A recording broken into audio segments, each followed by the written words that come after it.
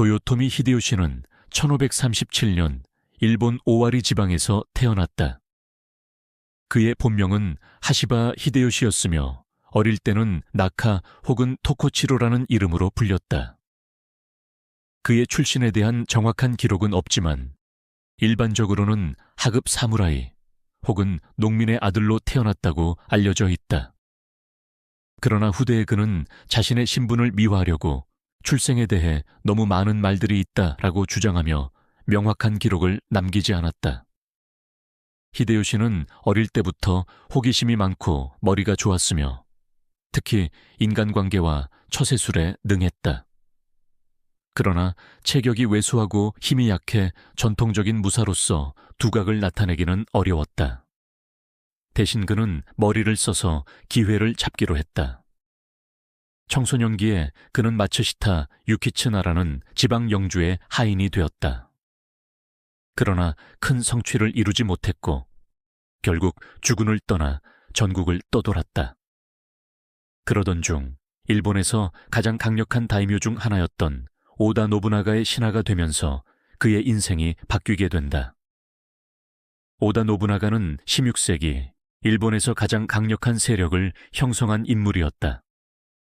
그는 당시 일본을 통일하기 위해 각지의 다이묘들과 싸우고 있었으며 기존의 봉건 질서를 깨뜨리는 혁신적인 전략을 사용했다. 히데요시는 처음에는 노부나가의 하급 병사로 시작했다. 그러나 그는 단순한 병사로 만족하지 않고 자신의 재능을 적극적으로 어필했다.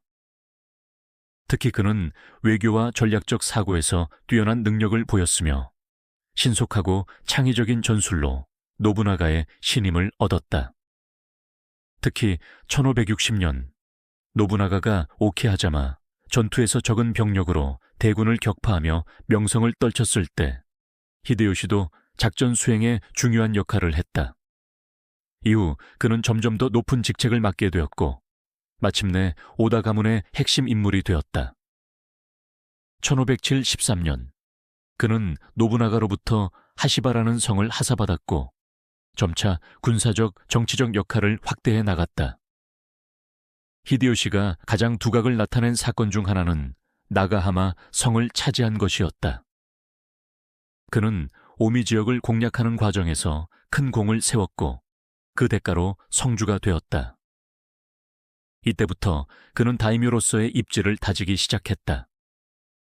이후 1577년 그는 오다 가문의 중요한 군사 작전을 맡아 주고쿠 지방 공략전을 주도했다. 그는 외교적으로도 뛰어난 수완을 발휘하여 적을 포섭하고 적절한 기만수를 사용해 큰 피해 없이 전쟁을 승리로 이끌었다. 그러나 1582년 예상치 못한 사건이 발생했다. 오다 노부나가가 자신의 신하였던 아케치 미츠히데의 배신으로 혼노지에서 자결한 것이다. 이 소식을 듣자마자 히데요시는 번개처럼 움직였다. 그는 즉시 서쪽에서 군대를 이끌고 교토로 진격해 아케치 미츠히데를 격파했다. 이 전투에서 그는 전광석과 같은 행동력과 전략적 감각을 보여주었고 결과적으로 그는 오다 가문의 가장 강력한 후계자로 자리 잡았다. 노부나가가 죽은 후 그의 후계 자리를 둘러싸고 격렬한 경쟁이 벌어졌다. 히데요시는 노부나가의 정당한 후계자가 아니었지만 뛰어난 외교력과 군사적 수완을 발휘하여 경쟁자들을 하나씩 제거해 나갔다. 특히 그는 1583년 시즈가타케 전투에서 경쟁자인 시바타 카츠이에를 무너뜨렸고 1584년에는 도쿠가와 이에야스와 일시적으로 대립했으나 결국 평화협정을 맺고 자신의 입지를 강화했다. 마침내 1590년 그는 호조씨를 격파하면서 일본 전국을 통일하는 데 성공했다. 일본 역사상 최초로 단일 정부를 수립한 것이다. 히데요시는 일본을 통일한 후에도 만족하지 않았다. 그는 더 큰 야망을 품고 명나라를 정복하겠다는 계획을 세웠다. 이를 위해 그는 1592년 대규모 병력을 이끌고 조선을 침공했다. 이것이 바로 임진왜란이다. 그러나 조선의 강력한 저항과 명나라의 개입으로 전쟁은 예상보다 길어졌고 결국 일본군은 지쳐갔다. 1597년 히데요시는 다시 한번 조선을 침략했지만 이 또한 실패로 끝났다. 한편 그는 후계 문제에서도 큰 실수를 범했다.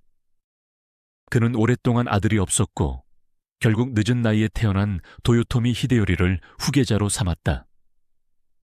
그러나 어린 히데요리는 권력을 유지할 능력이 부족했고 도쿠가와 이에야스와 같은 강력한 경쟁자들이 점점 영향력을 키워갔다. 1598년 히데요시는 병으로 쓰러졌다. 그는 죽기 전에 신하들에게 아들이 성장할 때까지 보호해달라고 당부했지만 이는 지켜지지 않았다. 그가 죽은 후 1600년 세키가하라 전투에서 도쿠가와 이에야스가 승리하면서 일본의 실권은 완전히 도쿠가와 가문으로 넘어갔다. 결국 1615년 오사카 성에서 도요토미 가문은 최후를 맞이했고 히데요시가 이룬 모든 것은 무너지고 말았다. 도요토미 히데요시는 일본 역사상 가장 극적인 인생을 산 인물 중 하나였다.